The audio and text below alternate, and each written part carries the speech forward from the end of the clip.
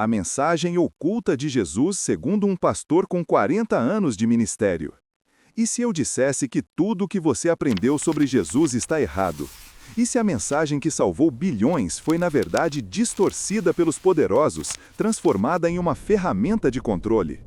Por 4 décadas, este homem vestiu a batina, pregou o conforto e viu a fé se tornar uma performance.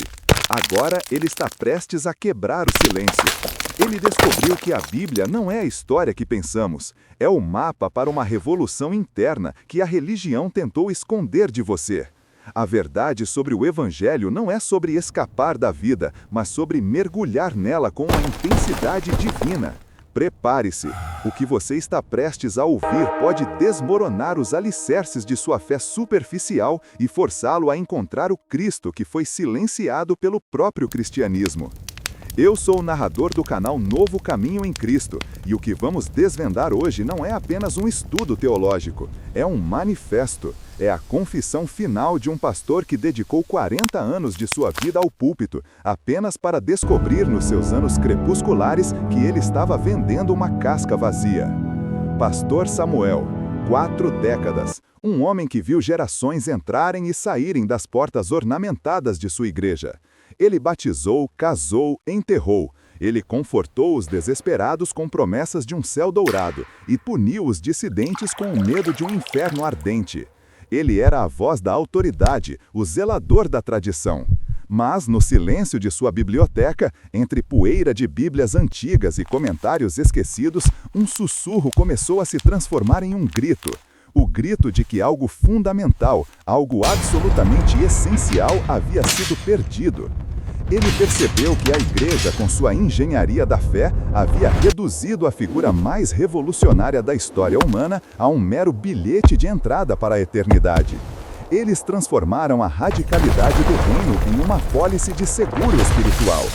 E esse é o primeiro ponto que o pastor Samuel insiste que devemos confrontar: a domesticação do Cristo.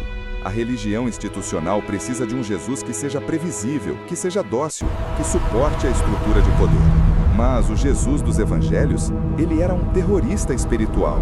Ele não veio para fundar uma religião. Ele veio para dissolver todas as religiões existentes.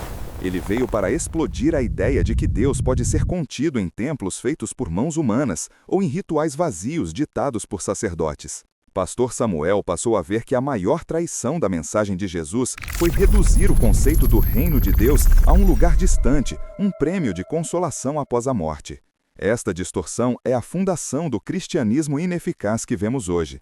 Pense comigo, se o reino é apenas um futuro, então não temos responsabilidade urgente sobre o presente. Podemos aceitar a injustiça, a pobreza, a desigualdade, porque o nosso verdadeiro lar não é aqui. Mas quando Jesus andou pela Galileia, seu evangelho não era sobre a fuga, era sobre a ocupação. Ele não dizia, seja paciente e o reino virá um dia. Ele declarava, o reino de Deus está próximo, ele está entre vós, ele está dentro de vós. Esta não é uma promessa de pós-vida, é uma convocação para a revolução do agora. O pastor Samuel conta que o ponto de virada para ele veio ao estudar as palavras originais gregas. A palavra que usamos para arrependimento, metanoia, não significa apenas sentir remorso pelos pecados. A tradução literal e radical de metanoia é mudar a mente. É uma transformação total da percepção, uma reengenharia da alma. Quando Jesus diz, arrependei-vos, pois o reino dos céus está próximo, ele está dizendo, mude fundamentalmente sua maneira de pensar, porque a realidade divina está aqui, acessível a você neste exato momento. Esta é a mensagem oculta. O reino não é um destino, é uma consciência. E por que isso é tão ameaçador para a estrutura religiosa? Porque se o reino está dentro de você, você não precisa de mediadores, você não precisa de uma igreja poderosa, de um pastor ungido ou de rituais caros. Poderosa de um pastor ungido ou de rituais caros. Se a divindade reside em seu próprio ser, então você se torna o seu próprio templo, o seu próprio sacerdote, o seu próprio caminho. Este é o poder que foi sufocado. Este é o evangelho que foi enterrado sob séculos de dogma. Pastor Samuel passou anos confrontando seu próprio medo de pregar essa verdade. Ele viu que a sua congregação queria conforto. Eles não queriam responsabilidade radical. Eles queriam uma divindade distante que cuidasse dos problemas. Eles não queriam a revelação de que eles eram a solução, que o Cristo estava encarnado neles. Ele começou a entender que toda a narrativa de Jesus era codificada. As parábolas não eram histórias infantis, eram granadas espirituais destinadas a explodir a complacência e a autoridade. Peguemos a parábola do bom samaritano. Na superfície, parece uma lição simples de caridade. Mas Samuel percebeu que a mensagem oculta aqui é a destruição da identidade tribal e religiosa. O sacerdote e o levita, homens da lei e do templo, passam longe. Eles têm desculpas teológicas e rituais para sua indiferença. Eles estão presos à forma, não ao espírito. Quem age? O samaritano, o herege, o inimigo cultural, o indivíduo que o sistema religioso havia classificado como impuro e condenado. A mensagem de Jesus não era apenas ajude seu vizinho, era seu vizinho é definido pela ação e não pela afiliação. E muitas vezes a divindade se manifesta no inimigo que você foi ensinado a desprezar. O pastor Samuel diz que esta parábola é um ataque direto a toda e qualquer forma de exclusivismo religioso. Se sua fé o impede de ver o divino no outro, sua fé é idolatria. A mensagem oculta se desdobra em 3 pilares, segundo o pastor Samuel. 1. A redefinição da santidade. Santidade não é separação, mas imersão na dor do mundo. 2. O desmantelamento do ego. A cruz não é apenas um sacrifício por seus pecados, é o modelo para a morte diária de seu próprio egoísmo. 3. O poder da presença. A oração não é pedir coisas, mas reconhecer a presença ininterrupta de Deus em todas as circunstâncias. Vamos nos aprofundar na redefinição da santidade. O sistema religioso judaico e muitos sistemas cristãos modernos definem a santidade como pureza ritual e separação do mundo profano. Jesus fez exatamente o oposto. Ele tocava leprosos, comia com publicanos, defendia prostitutas. Ele estava constantemente se tornando impuro sob a lei, porque ele estava demonstrando que a verdadeira santidade é o amor que se atreve a tocar o quebrado. Samuel questiona: quantas vezes nós, na igreja, passamos pela dor e pela miséria dos outros com medo de contaminar nossa fé perfeita e limpa? O Jesus verdadeiro se sentaria no chão da sarjeta, com o marginalizado, e a religião construída em seu nome o repreenderia por não estar na nave central. Este é o evangelho da contaminação divina. A santidade de Cristo era contagiosa, não repulsiva. Ele contaminava o doente com saúde, o impuro com pureza, o excluído com aceitação incondicional. A implicação disso é vasta. Significa que nosso templo não é o prédio, mas o campo de batalha da compaixão. Significa que nosso altar não é a mesa de comunhão, mas a mesa onde compartilhamos o pão com quem tem fome, sem perguntar a qual igreja ele pertence. O segundo pilar, o desmantelamento do ego, toca na essência do que realmente significa tomar a sua cruz. O pastor Samuel reflete que, por anos, ele encenou a cruz como um símbolo de sofrimento vicário, que Jesus sofreu por nós para que não precisássemos sofrer. Mas ele descobriu que o verdadeiro evangelho exige um sofrimento pessoal, a dor de renunciar ao ego. Quando Jesus diz: se alguém quer vir após mim, negue-se a si mesmo, tome a sua cruz e siga-me, ele não está pedindo uma pequena renúncia. Ele está pedindo o sacrifício de nossa identidade falsa, construída sobre o medo, o julgamento e a necessidade de controle. A cruz, antes de ser um objeto de devoção, era um instrumento romano de humilhação e morte absoluta. Tomar a cruz é abraçar a morte da sua vontade egóica. É dizer: meu desejo de ser importante, de estar certo, de julgar os outros, morre aqui. O pastor Samuel descreve a angústia de pregar por décadas que a salvação era um presente fácil, quando a própria essência de Cristo exige uma jornada brutal de autoesvaziamento, a kenosis. A salvação não é a facilidade da vida eterna, é a dificuldade da vida autêntica. E o que essa morte do ego revela? O terceiro pilar, o poder da presença. Muitas vezes, a oração na religião tradicional é uma lista de pedidos, uma tentativa de manipular a divindade para que ela se conforme à nossa pequena vontade humana. É a oração do mendigo que clama por migalhas. Mas Jesus ensinou a oração do Mestre. Quando ele ensina seus discípulos a dizer, venha o teu reino, ele está instruindo-os a invocar a realidade divina para que ela se manifeste imediatamente, não no futuro distante. A oração radical de Jesus é sobre alinhamento, não sobre aquisição. A mensagem oculta aqui é que a resposta de Deus não está vindo de um céu distante, ela já está aqui. O milagre não é a resposta que desce, é a consciência que se eleva para reconhecer o que sempre esteve presente. O milenarismo cristão, a obsessão pelo fim dos tempos, é, na visão de Samuel, uma distração genial, inventada para desviar nossa atenção do poder transformador do presente. Enquanto esperamos o Apocalipse, perdemos o Evangelho. O verdadeiro Apocalipse, a revelação, é que você já está na eternidade. Você já é o templo. O pastor Samuel conta uma história poderosa. Certa vez, ele visitou um pequeno monastério ortodoxo na Grécia. Lá, um velho monge, com a pele enrugada como pergaminho, lhe fez uma pergunta simples. Pastor, você acredita que Jesus está vivo? Samuel respondeu, claro que sim, essa era a base de sua fé. O monge balançou a cabeça e disse, você acredita em um Jesus histórico que viveu. Você acredita em um Jesus teológico que virá. Mas você consegue parar de falar e sentir o Jesus existencial que está batendo em seu coração agora? Aquela pergunta o golpeou como um raio. Era o reconhecimento de que a religião se contenta em adorar a memória de um Deus que existiu, em vez de se render à presença de um Deus que é.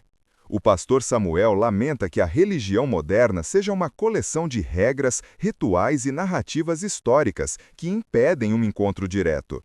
É como ter um mapa incrivelmente detalhado do oceano, mas recusar-se a molhar os pés na água. O evangelho oculto exige a experiência direta. Exige que nos movamos da crença cega para a visão interior. A revolução silenciosa que Jesus propôs era a seguinte: cada ser humano tem a capacidade de ser um Cristo, de encarnar o amor radical, a sabedoria destemida e a compaixão ilimitada. Quando ele diz, as obras que eu faço, vós as fareis também, e maiores as fareis, ele não está oferecendo uma hipérbole motivacional. Ele está declarando o potencial inexplorado da consciência humana. A religião, no entanto, precisava manter Jesus único, inatingível, para manter sua própria autoridade. Se todos somos potencialmente Cristos, quem precisa de um clero? A instituição precisava de um super-herói divino que fizesse tudo por nós, garantindo nossa passividade. Mas a mensagem original, a mensagem chocante de 40 anos de ministério redescoberta, é que a vida de Jesus é menos uma substituição e mais um modelo. Ele nos mostrou o que é possível quando um ser humano se esvazia totalmente do ego e permite que a consciência divina flua através dele. Este caminho é difícil. É o caminho que exige que nos sentemos em silêncio com nossas próprias sombras, que enfrentemos nossos demônios internos e que amamos aqueles que nos odeiam. É um caminho de responsabilidade total. É por isso que é o caminho menos percorrido. A mensagem secreta é que a verdadeira ressurreição não acontece depois da morte física. A ressurreição é um evento diário. A ascensão da sua consciência acima das limitações do medo e do ego. Quando você se recusa a retaliar, quando você perdoa o imperdoável, quando você se esvazia para servir, você está ressuscitando. Você está manifestando o reino agora. O pastor Samuel percebeu que a sua pregação anterior focava muito no que Jesus fez e muito pouco no como e por que ele fez.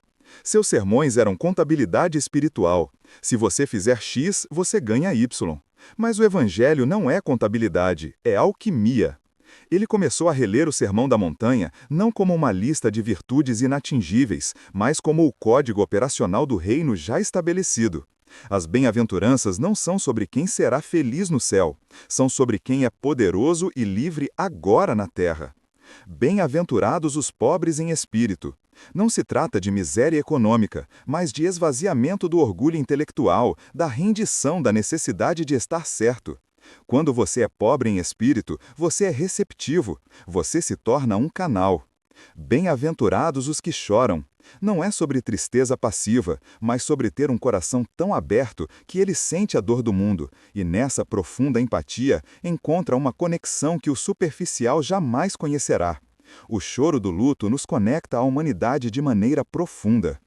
Ele compreendeu que o que a Igreja teme não é o ceticismo, mas o misticismo radical de Jesus, o reconhecimento de que cada pessoa é um portal para o divino. A grande luta de Jesus não foi contra Roma ou contra o judaísmo, foi contra o espírito do status quo, o espírito da separação. Ele foi o grande unificador, demonstrando que não há sagrado e profano, não há puro e impuro, exceto na mente humana. O pastor Samuel se lembra de ter se sentido profundamente traído pela tradição. Ele dedicou sua vida a um sistema que, inadvertidamente, manteve as pessoas pequenas e dependentes, em vez de liberá-las para a sua grandeza inata. Ele viu a mensagem de Cristo ser usada para justificar guerras, opressão e riqueza obscena, tudo em nome de um homem que só pregou a pobreza radical e o serviço desinteressado. A hipocrisia, na visão de Samuel, não era um erro, mas uma característica do sistema que precisava manter o poder longe das mãos do povo. Se o povo soubesse que a autoridade reside na sua própria capacidade de amar e perdoar, a hierarquia entraria em colapso.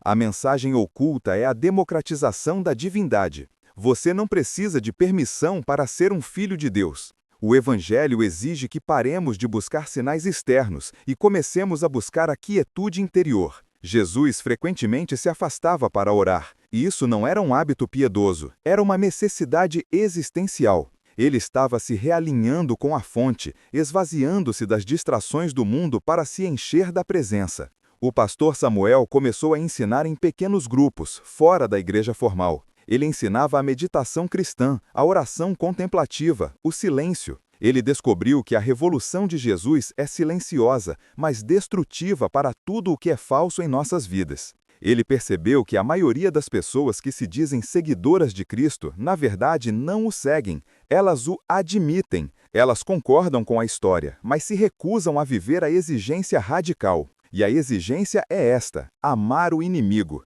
De todas as mensagens de Jesus, esta é a mais difícil e a mais subversiva. O amor ao inimigo não é um sentimento bom, é um ato de guerra contra o ego. O ego prospera na separação, no julgamento, na culpa. Quando você ama seu inimigo, você não está o absolvendo, você está se libertando da prisão do ressentimento que você construiu. É a arma secreta do reino. É o ponto onde a mente humana falha e a consciência divina assume. Se você puder amar quem te odeia, você alcançou a iluminação, você está no reino. O pastor Samuel concluiu que o propósito da vida de Jesus não foi apenas inaugurar a possibilidade do perdão, mas redefinir o que significa ser humano, o anthropos. Ele nos mostrou que somos feitos para o amor incondicional. A religião nos vendeu a ideia de que somos pecadores miseráveis que precisam ser resgatados do castigo. Jesus nos oferece a revelação de que somos filhos divinos que precisam apenas despertar de um sono de ignorância. O Evangelho não é sobre a culpa, é sobre a glória, é sobre o retorno à nossa natureza original, que é o amor. A mensagem oculta, a essência destilada de 40 anos do pastor Samuel, reside na palavra ágape. Não o amor romântico, não o amor familiar, mas o amor de Deus, incondicional, ilimitado, que não espera retorno. Tudo o que Jesus fez, desde curar o cego até a cruz, foi uma demonstração de ágape. Quando a religião transformou ágape em uma regra, ela a matou.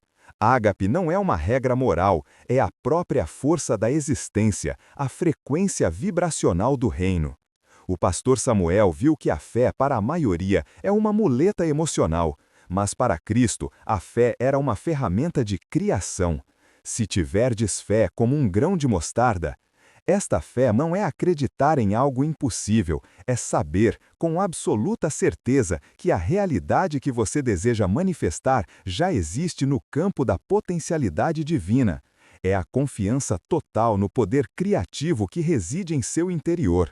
O pastor Samuel se emociona ao falar disso. Ele diz que o seu maior erro, e o erro da igreja, foi vender a esperança barata de um paraíso futuro, em vez de exigir o trabalho árduo da transformação presente. A verdadeira igreja não é feita de tijolos e argamassa, é a união de indivíduos que aceitaram a responsabilidade de manifestar o Cristo interno, amando radicalmente e servindo sem ego. A igreja que Jesus construiu era uma comunidade de revolucionários, de desajustados que ousaram viver de acordo com um código mais elevado, um código que subverte o poder, a riqueza e a fama mundana. A mensagem oculta exige que paremos de buscar Deus nos lugares altos e comecemos a encontrá-lo nos lugares baixos, nos hospitais, nas prisões, nos olhos do mendigo.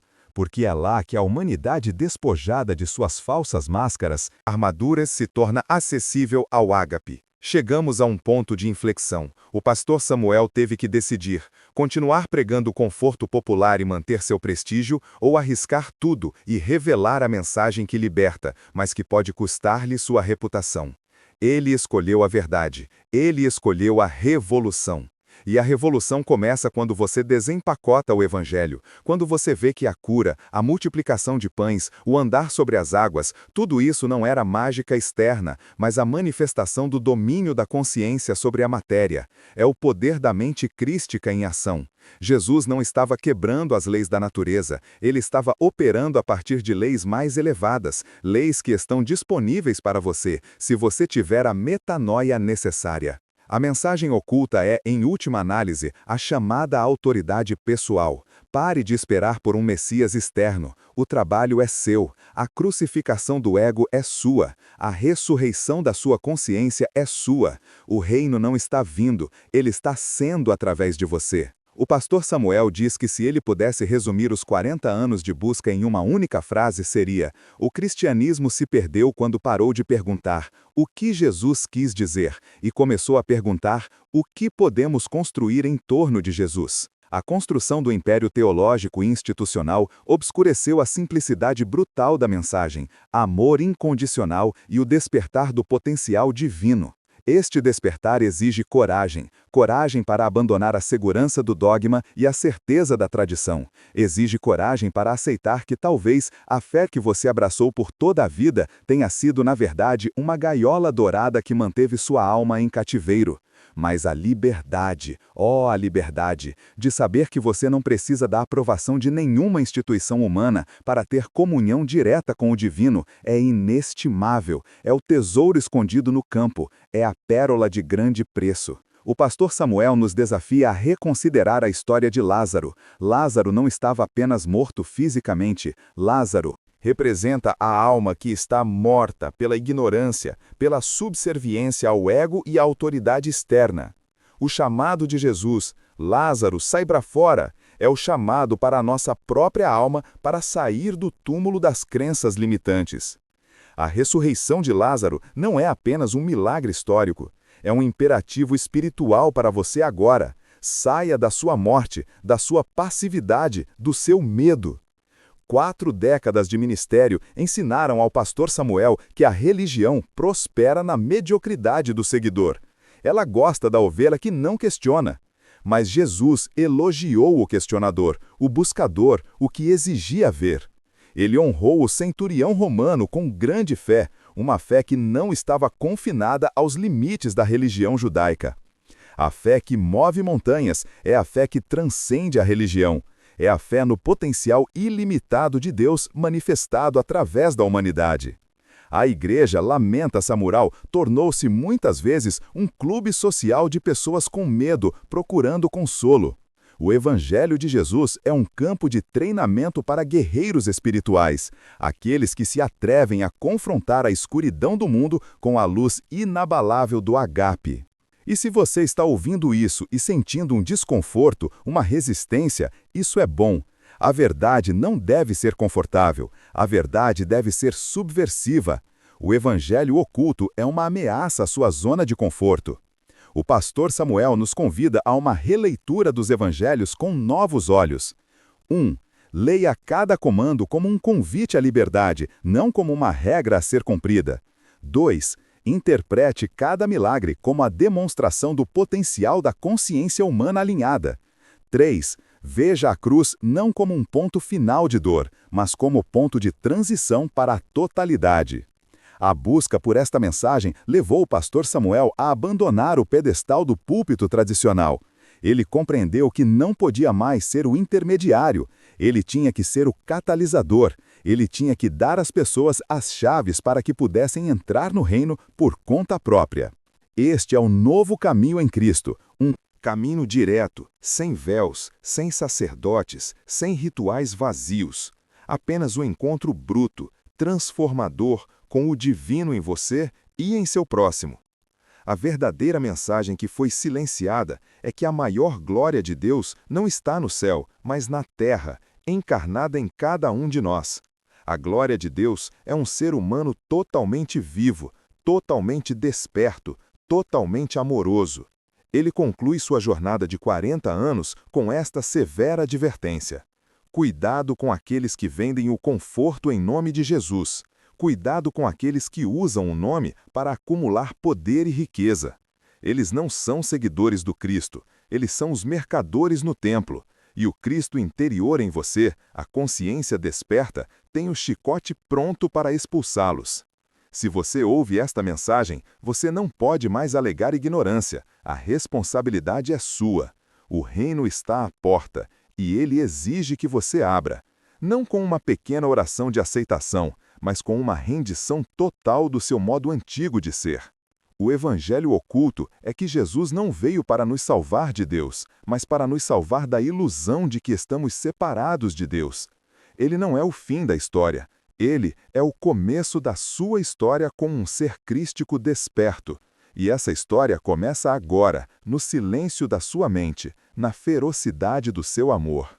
A mensagem que ele passou 40 anos procurando não estava em pergaminhos antigos, mas no reflexo de seus próprios olhos.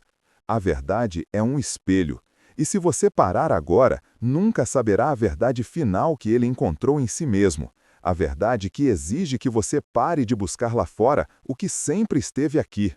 Se você parar agora, nunca saberá a verdade final que te transformará para sempre, a verdade que te fará confrontar o medo mais profundo que a religião plantou em sua alma, o medo de sua própria grandeza divina.